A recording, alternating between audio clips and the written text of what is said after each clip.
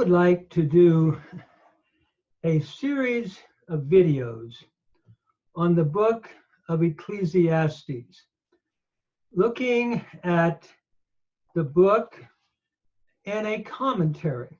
So it would be like a running commentary in the book of Ecclesiastes, seeking to understand this great book. It is a book that I have enjoyed for many years. I really began to especially enjoy the book when I was younger, and it has continued throughout a lifetime with me. So I want to begin with the introduction to the book of Ecclesiastes. And we'll continue to do a series of videos, hopefully, dealing with the book section by section. The book of Ecclesiastes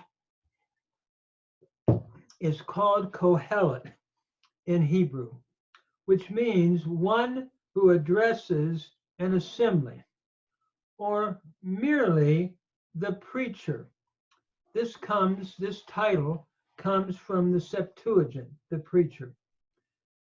This book is probably the only book of its kind in Scripture, in which the author, which I personally believe to be Solomon, looks at life from the point of view of what we would call under the sun.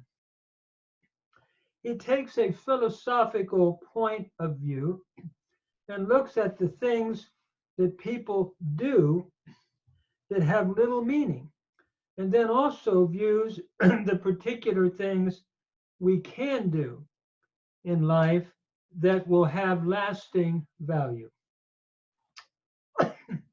These are issues he is going to deal with. Qoheleth is the most philosophical of all the books of the Hebrew Scriptures. There is a quote that comes from an essay called The New Spirit, in which Havelock Ellis writes as follows, quote, "The old cycles are forever renewed, and it is no paradox that he would advance can never cling too close to the past. The thing that has been is the thing that will be again." If we realize that, we may avoid many of the disillusions, miseries, insanities that forever accompany the throes of new birth. Set your shoulder joyously to the world's wheel. You may spare yourself some unhappiness if, beforehand, you slip the book of Ecclesiastes beneath your arm. This is a quote from the book of Ecclesiastes in the 5 Megillot, published by Somsino Press, and the author is Reichhardt and Schoen. We continue then. What a wonderful statement about the book of Ecclesiastes. It is my understanding that Solomon is the author. In modern study today, many will not claim Solomonic authorship.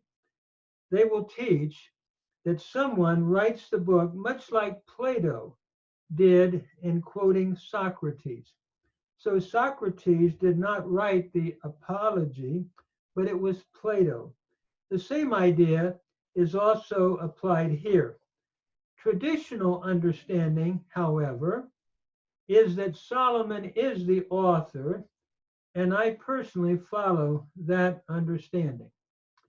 As we look at the Jewish side, the Talmud has an interesting statement that Solomon wrote Song of Songs as a young man, Proverbs as a middle-aged man, and Qoheleth as an old man looking back over life and talking about what brings real meaning to life.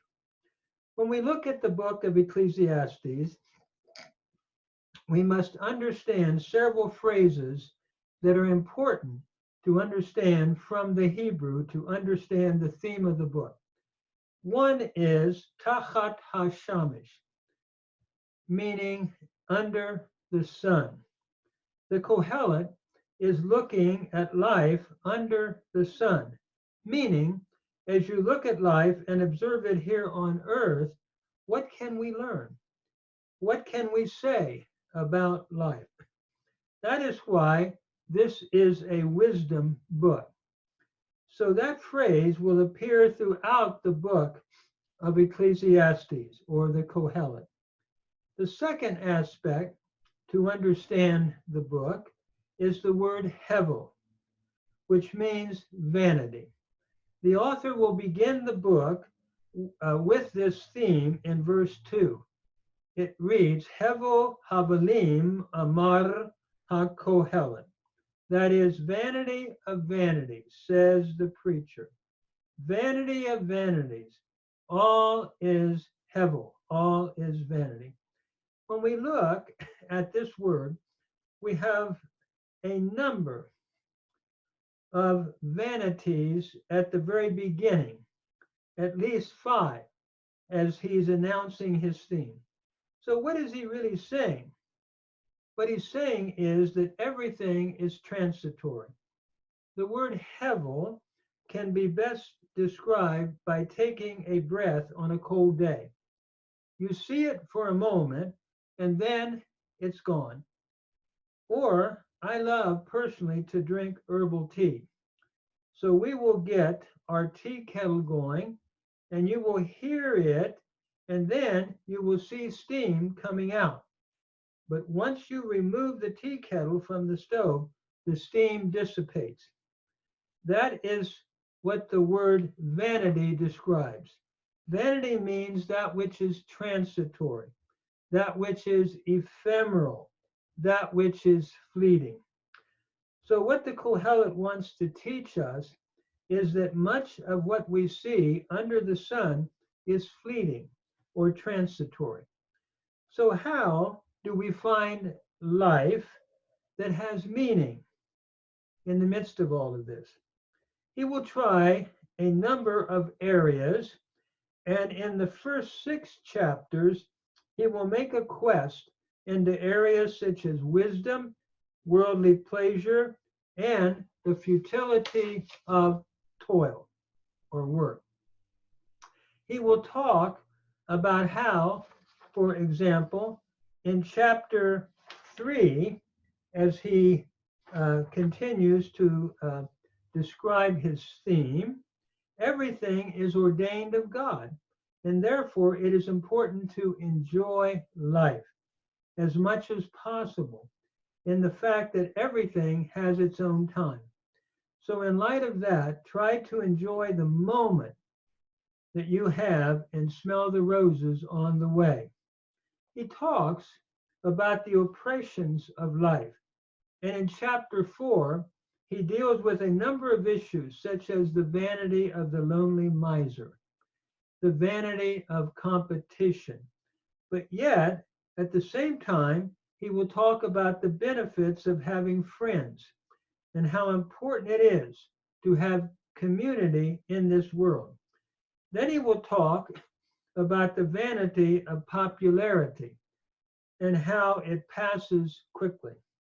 Also, the vanity of a type of worship in which you can make numerous supplications to God, but do not carry them out, and the judgment that you will receive from that.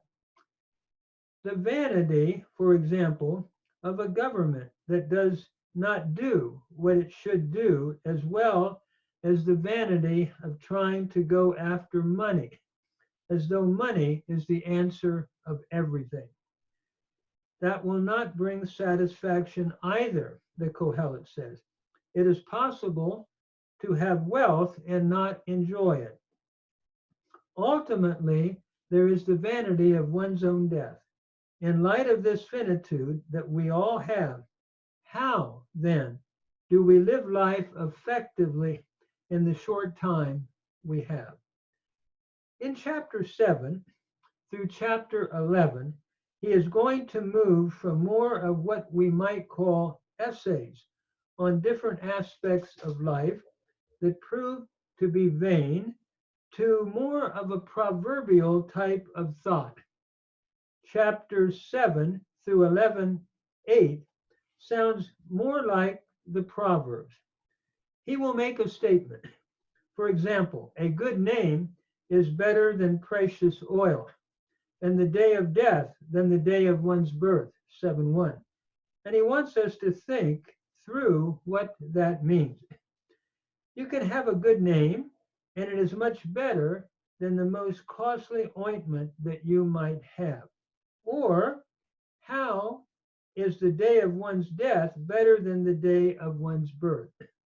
Perhaps he is saying that if we look at life as a whole, if a life has turned out well, that's good. But when one is first born, we do not know how that life will turn out. So he becomes more reflective in what we call short, pithy, proverbial kind of knowledge, beginning in chapter 7 and following. For example, it is better to go to the house of mourning, that is, to a funeral, than to a party. To the house of feasting, which is the party, for the funeral, he will say, is the end of all men, and the living will lay it to heart, 7:2. The idea means that it is better to think about the end of life than to think that life is one constant party, because then you take life more seriously and you begin to live with wisdom. So from chapter 7 through chapter 11:8, he is going to look at life and how to find meaning in life through these proverbial teaching moments. In chapter 11:9 through chapter 12, especially 12 verse 8, he comes to the end of life and has this amazing picture of old age. He tells the young man, probably he is addressing youth in this wisdom book, that they are to remember their creator in the days of their youth, and they are to live life wisely and remove vexation of heart and put away all evil from their flesh. For childhood and youth are hevel, are vanity, are fleeting. At that point, he goes into what is the most classic depiction of old age. In chapter 12:1, he writes, remember your creator in the days of your youth, before the evil days come or the years draw nigh, when you say, I have no pleasure in them. And he begins to describe in a very vivid way the reality of old age.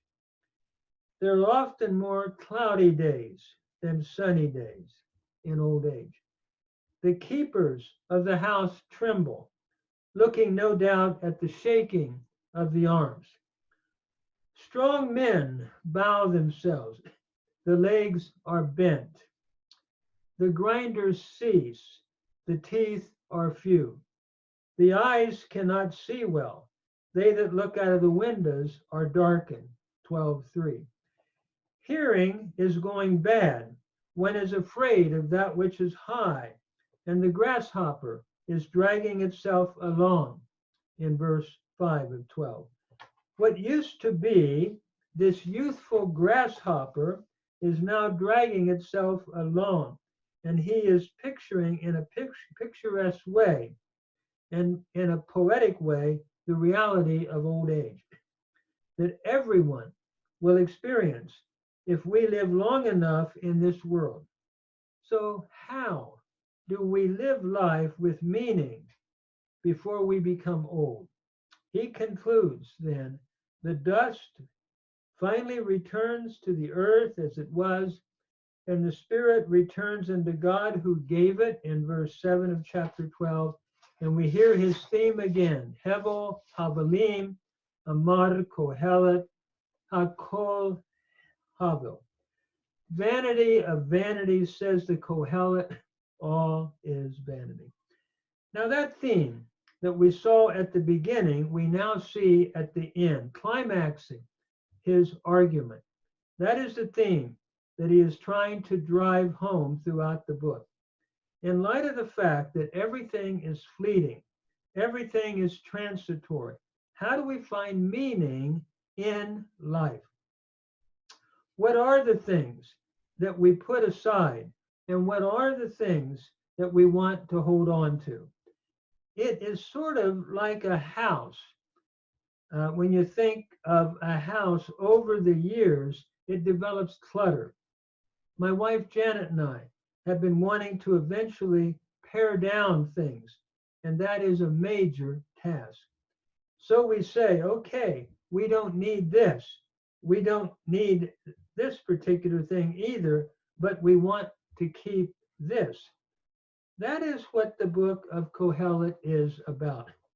What are the things, looking back over life, that we should not chase after? And what are the things that are vitally important, such as making friends and enjoying life and smelling the roses as we go through it, a theme repeated throughout the book. That brings us then to the epilogue in 12:9-14, in which he tells us that the Qoheleth is wise. He taught people knowledge. He pondered and sought out proverbs. He tried to find even delightful words that might describe what he wanted his hearers to understand. He is saying that I've used the best vocabulary I could use to drive home my thoughts. The words of the wise, then, he writes, are like goads. They are as nails, well fastened, and they are like collections that are given by one shepherd, verse 11 of chapter 12. I take the one shepherd here to be the Lord himself, who is the giver of this knowledge. And understand this, the Qoheleth writes, of the making of many books there is no end, and much study is weariness to the flesh. I just heard that on the internet there is over 1 billion sites. And when you think about that, what would the Qoheleth have to say today? We are told that that changes every second. And in what I looked up, as of January 2020, we have over 1 billion, 1.74 billion websites, which is mind-boggling. So what would the Qoheleth say today? I think what he's saying is, in light of the numerous books, and we could say websites, and the weariness of the flesh, and is saying, let's focus on what I am writing, he is saying. It comes from one shepherd.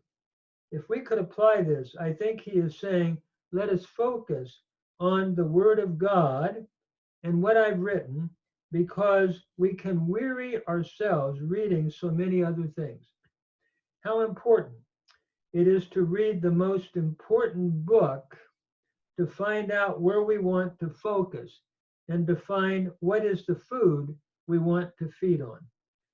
My wife and I enjoy going to the grocery store, and if you go into the cereal aisle, for example, you can have tons of possibility of what you might want to eat. But one of the things we are always asking, for example, of all the cereals, which is going to be the most healthy? What is going to help us? I think it is the same way with what we read. We could read many, many things, Qoheleth is saying. And we could look at many, many websites, he would probably be saying today, and it's weariness of the flesh. But what I have written, he is saying, in this book, Qoheleth, it comes from one shepherd And that is God. So put your attention to my book and the thoughts that I have just developed. I think that is what he is saying. So we then have the conclusion to the book. Let us hear the end of all that has been heard. Fear God, or we could say reverence God, and keep his commandments, for this is all of man. Literally, this is probably the full duty of what man should be about. For God shall bring every work into judgment with every hidden sin, whether it is good or bad. Chapter 12, verses 13 to 14. The bottom line, as he concludes his book, is fear God, have a reverence for God, and keep his commandments, because if we do this, then life will have its ultimate meaning. And at each point, I believe he'll describe how to do away with the rabbit trails and how to find what is really essential to living life and finding meaning in it. And what I will do throughout these videos, or what I will try to do as a Christian minister, is also make application to the New Testament and to Christ. Because I believe when I read the New Testament, Christ provides the answer to our search for wisdom, to our search for meaning, and so forth. So I will be doing that throughout this wonderful book of the Qoheleth.